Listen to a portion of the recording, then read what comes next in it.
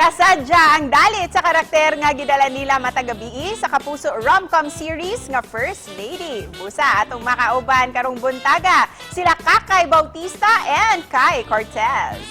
Maayong buntag, maupay nga aga, Kakay and Kai. Welcome sa GMA Regional TV Live. Hi guys! Ayan, kunwari ha, bigla na lang kayong nagising sa isang isla dito sa Visayas. Saan ito at bakit? Ay, sa Visayas, naku, ang napakaganda ng Visayas. Gusto kong ma-stranded sa Guimaras.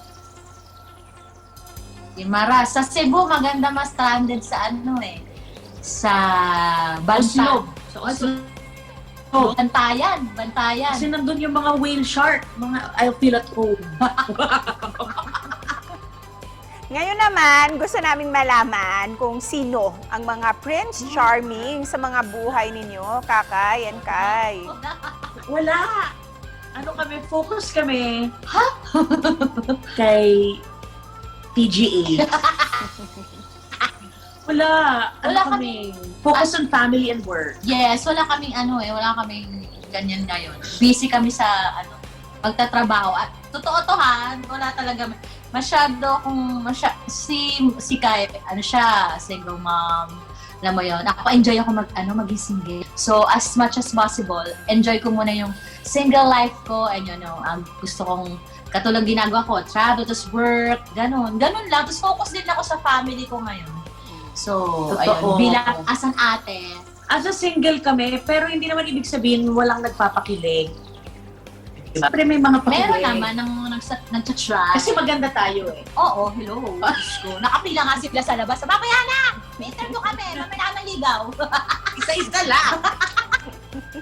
So, enjoy life. Nag-enjoy lang kami. So, siguro pag dumating yung right time for that Prince Charming, it will be the perfect timing. We're so happy ha, nabalik telebisyon na sina Pipita and Norma. Ano ba yung pagkakaiba ni na Pipita at Norma from First Yaya ngayon dito sa First Lady?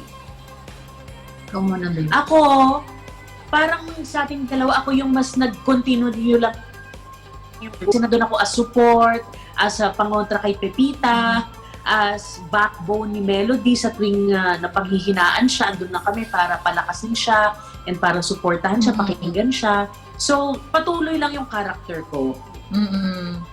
Ako naman dito, meron yung bagong character na parang magiging kontra kay Pipita. Kung si Pipita dati ang best in kontra kay Norma, kay Melody, sa mga household staff, ngayon meron na akong karamay sa pangongontra. Siya Si naman, Aling Shuni. siya naman ang nangongontra sa akin ngayon. Kaya yung character ni Pipita na naging close na sila nila Norma. Pero nakakatawa kasi makikita nyo rin dito yung Norma na natanggap na din niya si Pipita pero hindi niya rin tinitigilan sa pang-aasar. Kakay and Kai, bakit sa tingin nyo kaabang-abang ang First Lady tuwing gabi sa GMA Telebabad?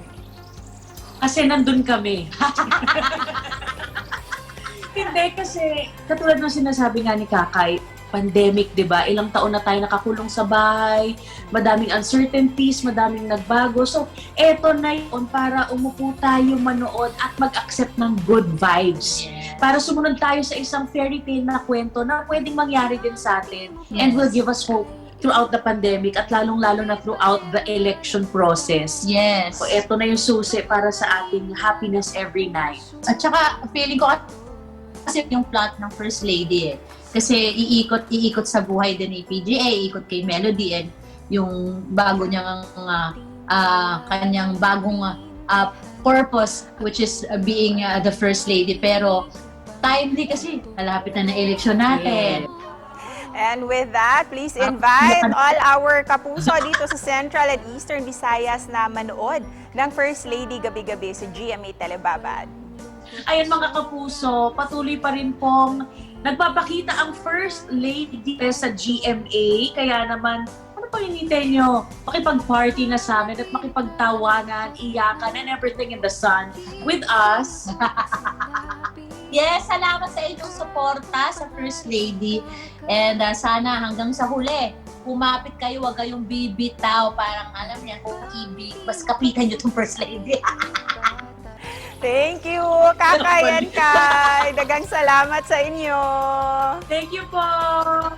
Thank you! Mayong buntag! Ah,